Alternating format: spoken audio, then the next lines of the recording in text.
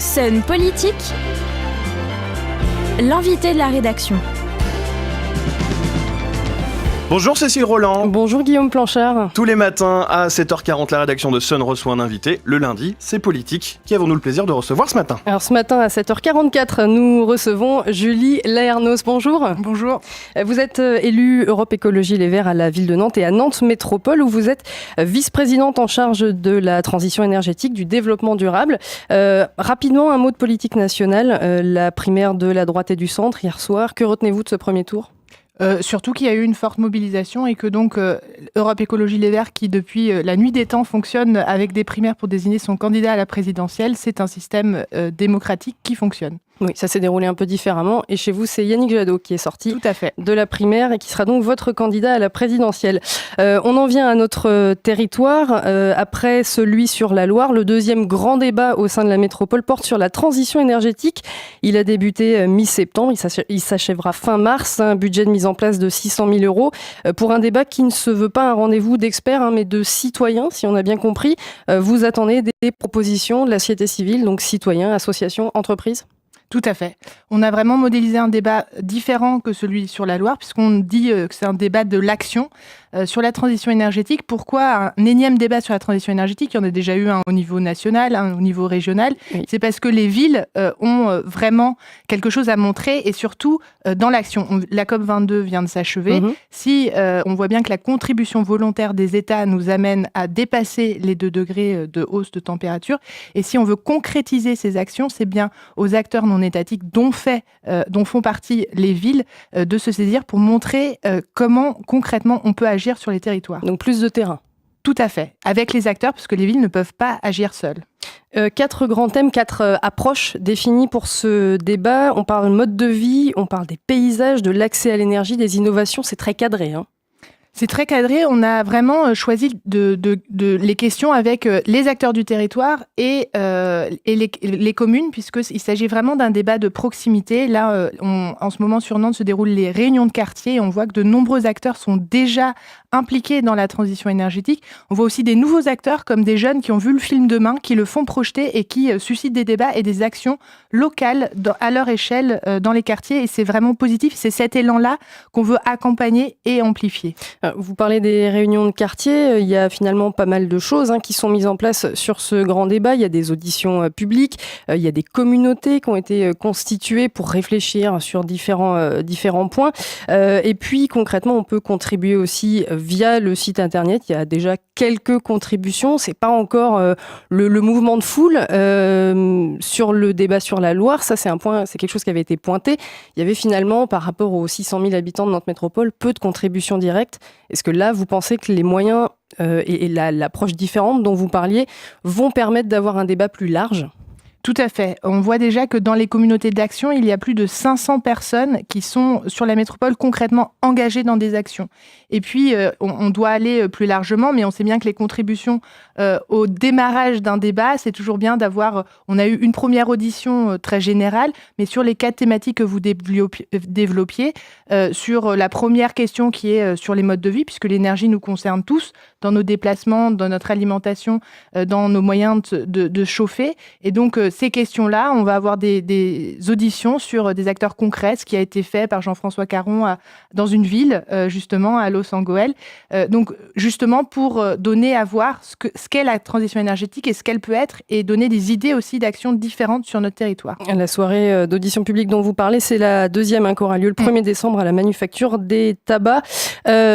À la fin de ce débat, donc fin mars, on a une commission qui réunit 4 personnes, 4 citoyens. Il n'y a pas d'élus dans cette commission-là. Cette commission sera chargée de compiler les contributions, de les transmettre aux élus. C'est bien ça. À la fin, ce sont les élus qui tranchent. En même temps, sur la transition énergétique, on ne peut pas agir seul. Je pense que le rôle d'une collectivité est un peu différent sur cette thématique et aujourd'hui. C'est-à-dire que on est un acteur parmi d'autres sur la transition énergétique. On a fixé un cap qui est de diminuer de 50% nos émissions de gaz à effet de serre à l'horizon 2030. Pour autant, on sait que avec seulement nos politiques publiques, on n'y arrivera pas. Et donc, c'est pour ça qu'on a cherché sur la quatrième question, sur les innovations, la question de la transition énergétique, une opportunité pour le développement économique. Et donc, il faut un pacte territorial pour que chacun s'engage à son niveau pour arriver à atteindre nos objectifs. Justement, en termes de pacte territorial, c'était pas envisageable, au-delà de la construction et des réflexions pendant le débat, d'associer encore plus les habitants de la métropole à la décision de ce qui va être mis en œuvre? Je pense que déjà, on a vu sur la Loire, ça a évolué, c'est-à-dire que le comité de pilotage sur la Loire est devenu permanent pour justement vérifier que ce qui est ressorti du débat Loire soit suivi des faits, avec des actions sur le court, moyen et long terme. Ça sera la même chose sur la transition énergétique, c'est-à-dire qu'il y a des choses qu'on peut faire immédiatement, mais il y a des choses qu'il faut envisager sur le moyen ou le long terme. C'est pour ça que ça s'appelle transition énergétique, c'est qu'on passe d'un point de départ à un point d'arrivée, mais qu'il faut un certain moment pour le faire évoluer. Et l'innovation quand même sur ce débat, c'est que la commission n'a pas d'élus, n'a pas d'experts, est composée vraiment de 4 citoyens lambda, j'ai envie de dire, mais qui avaient envie de s'engager. Mais c'est pas eux qui décident. C'est pas eux qui décident, mais c'est quand même eux qui rédigent un rapport avec des préconisations, qui vont venir devant le Conseil métropolitain expliquer cela aux élus. Et donc, il y a quand même une indépendance de ce qui va ressortir. Et ça serait quand même dommageable si les élus prenaient des avis totalement contraires à la commission du débat. Je pensais pas forcément totalement contraire, mais laisser peut-être de côté des choses qui peuvent paraître moins urgentes pour les élus, mais qui peuvent paraître importantes pour les habitants. Je pense qu'il faut ajuster avec... Tout à fait, mais c'est aussi pour ça qu'on a besoin de ce regard extérieur. Et après, cela s'ajuste en fonction des moyens, mais ça va nous donner aussi une nouvelle impulsion sur cette politique publique-là. Et puis, on a besoin de ce regard extérieur pour nous aiguiller et continuer à nous aiguiller. Quand on demande à des gens de participer, il faut quand même suivre leurs conseils et travailler au mieux avec eux. On ne peut pas mettre de côté leur rapport en disant « c'est très bien, vous avez produit un avis, mais nous, on continue à dérouler de la même manière ». C'est pas, en tout cas, l'optique et le choix qu'on a fait sur ce débat. Bon, tout ça, c'est à retrouver, en tout cas, toutes les infos sur un site internet qui est dédié à ce grand débat donc sur la transition énergétique. Autre sujet d'actualité, mais finalement, on va revenir un petit peu sur cette notion de dialogue citoyen. On va parler de la centrale thermique de la Californie, située route de Pornic, qui concerne Trente-Moix à Rezé, Les Couets à Bouguenais, des habitants de Saint-Herblain aussi.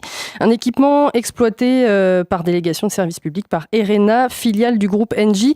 Donc, c'est une centrale à gaz. Ce n'est pas une centrale, excusez-moi, c'est une chaufferie. Une chaufferie. Qui n'est pas la même chose. Il y a plusieurs appellations et on comprend bien que le vocabulaire effectivement est important. On parle gaz et bois, c'est bien ça? Tout à fait. Qui doit alimenter le réseau de chaleur. C'est le même principe que celle de Malakoff. Aujourd'hui, cette centrale est en fin de construction, c'est ça?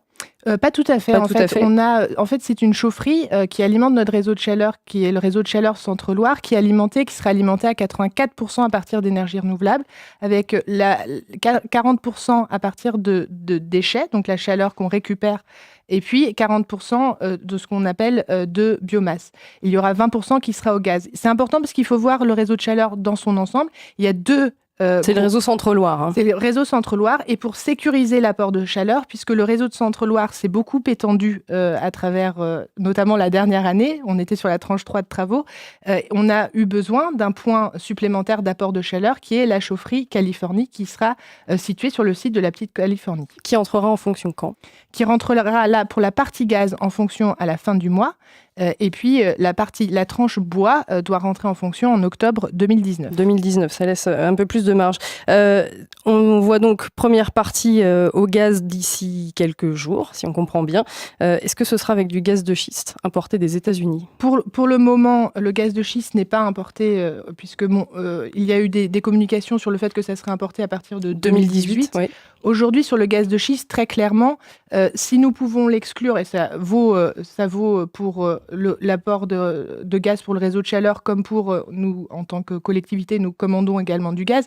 Bien entendu que si, et nous allons y travailler avec d'autres collectivités, nous pouvons exclure le gaz de schiste de nos consommations, nous le ferons, puisque c'est un bilan énergétique, carbone, environnemental désastreux. Pour autant, aujourd'hui, la loi ne nous permet pas d'exclure le gaz de schiste dans la mesure où ça provoque des dégâts environnementaux ailleurs que sur notre propre territoire. Le gaz de schiste est interdit en France, mais l'importation n'est pas interdite. C'est bien ça. C'est une incohérence aujourd'hui et les marchés internationaux nous obligent à respecter un certain nombre de règles qui sont quand même contraires à l'intérêt général. Dans ce cas-là, quel est le poids réel du du coup des collectivités dans le choix du mix énergétique. Vous le disiez il y a quelques minutes sur le débat sur la transition énergétique. Nantes veut aussi faire reconnaître le rôle des villes, des métropoles dans la lutte contre le changement climatique. Quel est votre poids face à des stratégies industrielles ? En fait, on a différents poids, c'est-à-dire qu'on a effectivement milité pour la reprise de certaines compétences sur l'énergie. Donc, sur les réseaux de chaleur, c'est nous qui organisons nous-mêmes. Mais sur les marchés d'électricité, c'est pour ça qu'on a passé un marché groupé d'électricité où on a consacré un lot spécifique aux énergies renouvelables qui a été remporté par Enercop, qui investit directement dans les énergies renouvelables. Donc là, on voit qu'on peut avoir une certaine influence, mais après, c'est à travers nos différentes politiques publiques, que ce soit la gestion des déchets, les transports en commun, etc. On a quand même un point et des leviers d'action concrets sur le territoire. Vous estimez que c'est un levier suffisamment important ? Aujourd'hui, il faudrait qu'il y ait plus de poids qui soit donné aux acteurs territoriaux. Quand on dit transition énergétique, ça veut dire relocaliser la production de l'énergie dans les territoires. Et pour cela, il faut donner aussi plus de moyens aux territoires pour mettre en œuvre ces stratégies. On a un collectif de riverains qui s'oppose depuis plusieurs mois à cette centrale chaufferie. Ils craignent, eux, des dangers pour la santé, pour l'environnement. Le juge des référés a rejeté l'un de leurs recours la semaine dernière, mais sur le fond, il y a toujours des dossiers en cours contre le permis de construire et l'exploitation. Il y a eu beaucoup d'épisodes, une enquête publique contestée. Enfin bon, on ne va pas tout résumer ici, on n'aurait pas le temps. Dans le fond, est-ce que, de toute façon, ça ne pose pas la question d'un problème de confiance des citoyens vis-à-vis de leurs élus, vis-à-vis des décisions qui sont prises ? Effectivement, ça pose d'une part le problème de la relocalisation de la production de l'énergie et son acceptation, c'est-à-dire qu'on vit en milieu urbain relativement dense. Et donc, si on dit transition énergétique et se réapproprier les moyens de production, ça veut dire qu'on accepte que de l'énergie soit produite sur le territoire. C'est cette question-là qui est posée. Et ensuite, la deuxième question, et je pense qu'elle est positive, c'est toujours ce que j'ai dit au collectif, c'est que c'est très bien qu'il y ait un collectif qui se mobilise parce que on a trop vu des gens qui peuvent être passifs par rapport à une installation qui se fait à proximité de chez eux. Donc, ils se saisissent de la question, qu'ils l'étudient et qu'ils bousculent un peu la collectivité là-dessus. Je trouve ça plutôt positif. Après, ils ont toujours dit qu'ils se saisiraient de tous les moyens à leur disposition pour contester cette installation. Moi, j'ai apporté et j'ai tenu à étudier vraiment avec beaucoup d'intérêt tous les arguments qu'ils avaient apportés. Je les ai reçus à de nombreuses... Je ne suis pas tout à fait d'accord avec vous. En tout cas, je les ai reçus à de nombreuses reprises. Un comité de suivi citoyen a été mis en place. Ils ont pu rencontrer des acteurs et des experts sur les questions notamment de qualité de l'air, sans la présence d'élus, là encore, pour qu'ils puissent eux-mêmes discuter et dialoguer. Ils ont toujours dit en toute transparence qu'il continuera à saisir de tous les moyens, y compris juridiques, pour contester cette chaufferie. À suivre, donc, sur ce dossier-là. Tout à fait. Merci beaucoup, Julie Laernos, d'avoir été notre invitée ce matin dans le Sun Politique. On rappelle que cet entretien est à retrouver très vite sur le site de Sun au www.lesonic.com et Cécile Roland vous donne rendez-vous, bien sûr, ce soir à partir de 17h. Bonne route avec le 6-9 de Sun.